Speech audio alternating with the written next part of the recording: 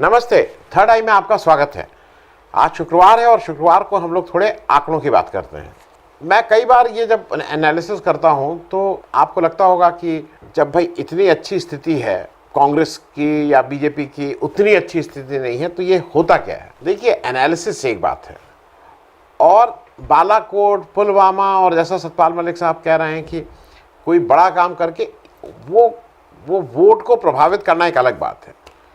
On ground, जिसको मेरे साथी कहते हैं कि ये डेटा क्या कहता है और उसकी बेसिस पे जो एनालिसिस होती है वो हम आपके साथ बातचीत कर रहे हैं। मैं हरदम 3 अलग अलग जोग्राफिकल एरिया में देश को बांटते हैं और उससे पहले एक मेरा फिर से आपको 28 स्टेट, 8 यूनियन टेरिटरीज, कुल 36।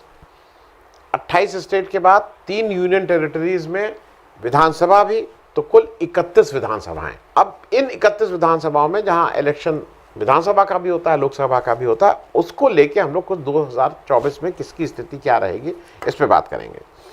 देखिए, एक जनरल इंप्रेशन तो ये है कि आएगा तो मोदी ही। बीजेपी ने पूरा परचम फैला दिया है पूरे देश के ऊपर, हर जगह बीजेपी। मोदी जी सारे इलेक्शन जीतते जा रहे हैं, मोदी जी के नाम पे लोग वोट दे रहे हैं, इस तरह का एक जनरल परसेप्शन बना हुआ है। लेकिन ये कोई भारत जोड़ो यात्रा के बाद की बात मैं नहीं कह रहा हूँ। मैं बात तब से कर रहा हूँ कि अगर आप जनरल हार्डकोर, न भारत जोड़ो यात्रा का उससे कोई मतलब है, न कर्नाटका विन का है, अगर आप बिल्कुल कोल्ड डेटा की बात करें तो देखिए क्या स्थिति निकलती है। मैं 8 स्टेट जो 7 सिस्टर्स और एक नॉर्थ ईस्ट की जो स्टेट सिक्किम है, ये 8 स्टेट एक कैटेगरी हो गई। 8 स्टेट जो टेक्निकली वो दक्षिण की स्टेट नहीं है क्योंकि उसमें मुंबई और गोवा भी आता है, विंध्यास के नीचे की स्टेट ले लीजिए तो केरल, कर्नाटका, तमिलनाडु, आंध्र प्रदेश, तेलंगाना, पुडुचेरी, महाराष्ट्र और गोवा, ये 8 स्टेट को एक कैटेगरी कर लीजिए। उसको दक्षिण पश्चिम बोल लीजिए, लेकिन वो एक है। तो 8 स्टेट नॉर्थ ईस्ट, 8 स्टेट दक्षिण, हो गई 16। अब आपके पास बची 15 स्टेट। ये 15 स्टेट शुरू होंगी जम्मू कश्मीर से, नीचे आएंगी मध्य प्रदेश तक, पश्चिम में ये जाएंगी गुजरात और पूरब में ये जाएंगी, ईस्ट में ये जाएंगी वेस्ट बंगाल तक। इसमें हिंदी हार्टलैंड है और बाकी वो स्टेट जहाँ पे नॉन बीजेपी भी रूल कर रहे हैं, बीजेपी भी रूल कर रहे हैं, मैं उनकी बात कर रहा हूँ। तो सबसे पहले नॉर्थ ईस्ट की बात इसलिए कर लें कि नॉर्थ ईस्ट की बात करके आपको उसको अलग कर लेंगे और फिर आपको स्पेसिफिक डेटा बताएंगे। नॉर्थ ईस्ट में कुल 8 स्टेट हैं। उन 8 स्टेट, अच्छा, मैंने जो आज आपके साथ डेटा हम लोग वो कर रहे हैं, लास्ट असेंबली इलेक्शन यहाँ जिस भी स्टेट में जो हुआ था, कहीं पे 2017 में हुआ, कहीं 18 में, अरे 2017 में तो दोबारा हो गया। 18 वाले इलेक्शंस अभी जहाँ नहीं हुए हैं, वो 18 का लास्ट इलेक्शन, फिर 18, 19, 20, 21, 22 में जहाँ इलेक्शन हुआ, जहाँ पे भी लास्ट असेंबली इलेक्शन हुआ, मैंने वो डेटा लिया है।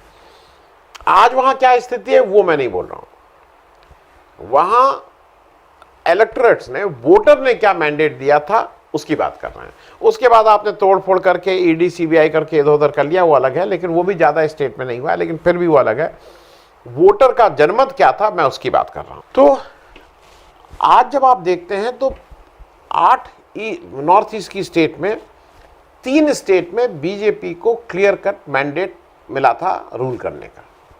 अरुणाचल, मणिपुर और त्रिपुरा, यहाँ पे बीजेपी ने ही चुनाव जीता, फुल मेजॉरिटी के साथ जीता।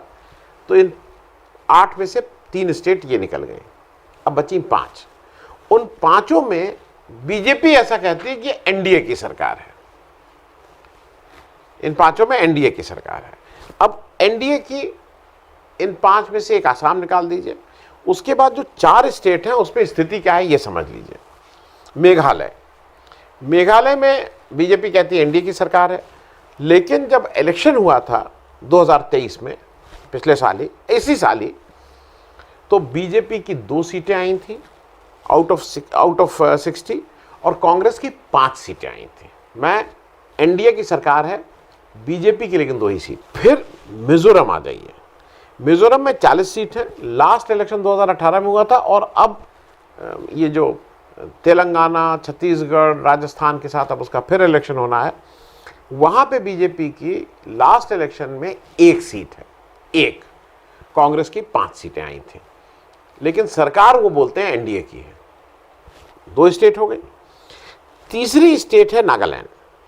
नागालैंड में अभी इस साल या पिछले साल इलेक्शन हुआ, वहाँ पे भी एनडीए की सरकार। वहाँ पे बीजेपी के 12 एमएलए, कांग्रेस के 0। और एक स्टेट सिक्किम है जहाँ पे फिर वो कहते हैं एनडीए की सरकार, लेकिन ओरिजिनल जो मैंडेट जनमत था उसमें बीजेपी 0, कांग्रेस 0। ये स्थिति नॉर्थ ईस्ट की थी। और नॉर्थ ईस्ट की इन स्टेट्स में कुल एमपी की सीट्स 25 हैं, 25 सीट है। तो जब आप डिटेल एनालिसिस करते हैं तो मेरे हिसाब से इन नॉर्थ ईस्ट की स्टेट को इसलिए एक किनारे रख के हम लोग बात करें कि उन 8 स्टेट का मिलकर अगर 25 आ रहे हैं, 3 सीट्स पर स्टेट, उतना यहाँ पे बहुत सारी जो हम लोग अब स्टेट की बात करेंगे जब नॉर्थ और उसके आएंगे, तो उनमें ज़्यादातर जगह कहीं 25 seat, 26 seat, 28 seat, 29 seat, 40 seat, 42 seat, 48 seat, 80 seat, इस तरह की बातें हैं। तो इससे कोई major, what I am trying to say कि इससे कोई मेजर इंपैक्ट नहीं है। 25 में 14 सीटें बीजेपी की थी पिछले इलेक्शन में भी, 25 में 14 भी अब रहेंगी, क्योंकि वहाँ रीजनल पार्टीज भी हैं। अब आ जाइए दूसरा, जो दक्षिण की बात है। दक्षिण में अब मैंने वो टेबल बना दिया है जिससे आपको समझ में आसानी रहे। दक्षिण में कुल 8 राज्यों में 2 जगह एनडीए की सरकार है, गोवा में और पुदुचेरी में बीजेपी की सरकार नहीं है। 3 जगह ये जो विपक्षी गठबंधन इंडिया है उसकी सरकार है। 2 जगह एनडीए, 3 जगह इंडिया, केरला, तमिलनाडु, महाराष्ट्र, ये इंडिया वाली सरकार है। 1 जगह कर्नाटका में कांग्रेस की सरकार है, एब्सोल्यूट मेजॉरिटी कांग्रेस की सरकार है। तेलंगाना और आंध्र प्रदेश को मैं नॉन अलाइंड मान के ये मान रहा हूं कि वहां ना इंडिया है ना इंडिया, ये नॉन अलाइंड है। जो सरकार सेंटर में, ज़्यादातर ऐसा ही होता है, जो सरकार सेंटर में रहेगी। हालांकि तेलंगाना के बीआरएस जो पार्टी है, चंद्रशेखर साहब बहुत इंडिकेशन दे रहे हैं कि अंतोगत्वा वो शायद इंडिया में ही इलेक्शन लड़ेंगे 2024 का। उससे पहले तो कांग्रेस से वो 2-2 हाथ उनको स्टेट इलेक्शन में करने ही है। अब मेन मुद्दे पे आ जाएं, जो असली, जो नॉर्थ इंडिया है और नॉर्थ वेस्ट ईस्ट इंडिया। यहाँ पे मैंने 15 स्टेट और यूनियन टेरिटरीज आपको दिखा दी हैं। उनमें से एनडीए की सरकार, ओरिजिनल मैंडेट जो मिला था वो केवल 3 जगह एनडीए को मिला था और 3 ही जगह बीजेपी को मिला था। 3 जगह एनडीए, 3 जगह बीजेपी। एनडीए को कहाँ मिला था? जम्मू कश्मीर, मैं ये मान रहा हूँ कि 2014 के बाद चूंकि पहली सरकार इन्होंने पीडीपी के साथ बनाई थी, तो एनडीए ही को उसको मान रहे हैं। हरियाणा में एनडीए की ही सरकार है दुष्यंत चौटाला के साथ, और बिहार में भी हालांकि अब एनडीए के नहीं, लेकिन ओरिजिनल जो मैंडेट मिला था वो एनडीए को मिला था। तो 3 स्टेट है, बिहार जहां अब एनडीए की सरकार नहीं है, हरियाणा और जम्मू कश्मीर, ये 3 एनडीए के पक्ष में थे। इसके अलावा 5 इंडिया है, विपक्षी है। कौन कौन सी 5 स्टेट? पंजाब, दिल्ली, मध्य प्रदेश। ओरिजिनल जनमत की बात कर रहा हूं। ओरिजिनल जनमत पंजाब आम आदमी पार्टी, दिल्ली आम आदमी पार्टी। मध्य प्रदेश को भी मैं इंडिया मान रहा हूं, कांग्रेस नहीं गिन रहा हूं ओरिजिनल जनपद, क्योंकि 114 ही सीटें मिली थी, वो एब्सोल्यूट मेजॉरिटी से 3-4 शॉर्ट थे, तो वो भी इंडिया ही मान के चली, क्योंकि उन्होंने फिर और लोगों के साथ मदद से बनाई थी। झारखंड इंडिया और वेस्ट बंगाल भी इंडिया के साथ, मतलब विपक्षी सरकार बनी हुई है, ममता जी, तृणमूल कांग्रेस। अब इस लिस्ट में आप देखेंगे कि 3 जगह बीजेपी की एब्सोल्यूट मेजॉरिटी की सरकार है, जो ओरिजिनल मैंडेट उत्तराखंड, गुजरात और उत्तर प्रदेश। और आज की तारीख में इस 15 वाली लिस्ट में 3 जगह कांग्रेस की भी सरकार है, हिमाचल प्रदेश, राजस्थान और छत्तीसगढ़। कांग्रेस की मैंडेट जनमत कांग्रेस को मिला और कांग्रेस की सरकार चल भी रही है। तो अगर आप वैसे देखिए तो 15 वाले में 3 में बीजेपी को एब्सोल्यूट मेजॉरिटी, 3 में कांग्रेस को मेजॉरिटी, 3 में एनडीए को मेजॉरिटी, 5 में इंडिया को मेजॉरिटी। स्थिति यही हुई ना। और दक्षिण में बीजेपी की कहीं मेजॉरिटी नहीं, कांग्रेस की जगह मेजॉरिटी। इस सिनेरियो में मैंने इसको क्यों किया और क्या, मैंने सबसे लास्ट में नॉर्थ का किया। जो यूपी से 80 सीटें आती हैं, 3 जगह रूल कर रहे हैं, उत्तराखंड, गुजरात और यूपी, जहां पे उनकी एब्सोल्यूट मेजॉरिटी की सरकार है।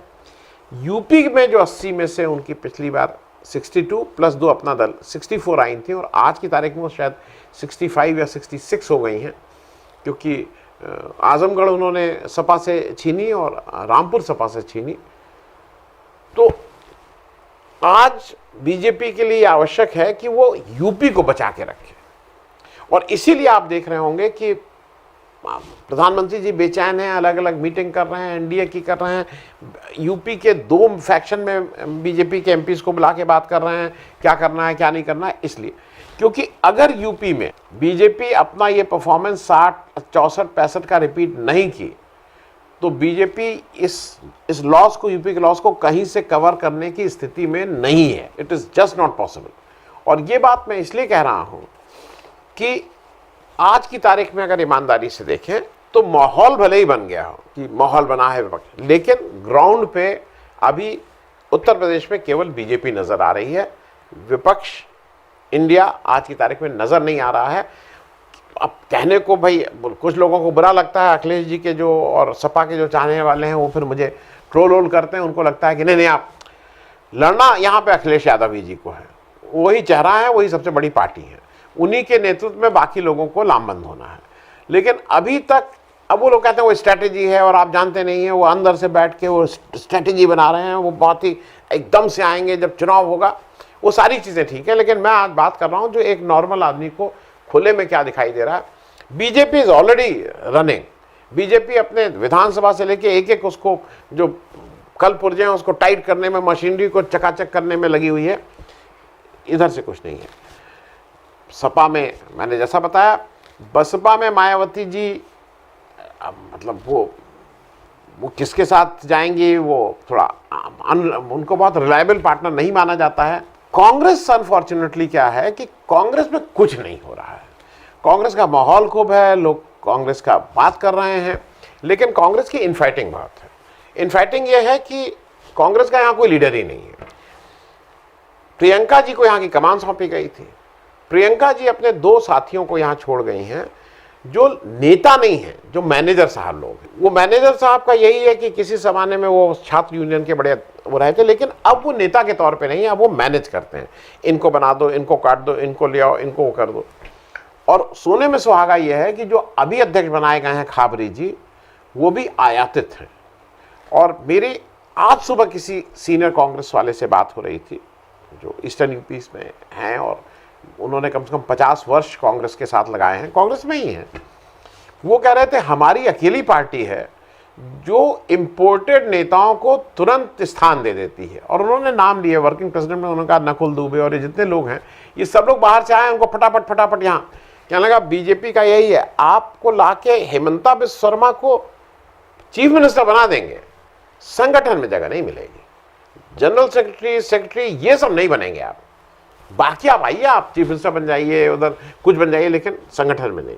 कहला हमारे यहाँ संगठन में ही बाहर वाले इस समय हावी हैं, जो कांग्रेस के पुराने लोग हैं उसमें कोई भी संगठन में नहीं है।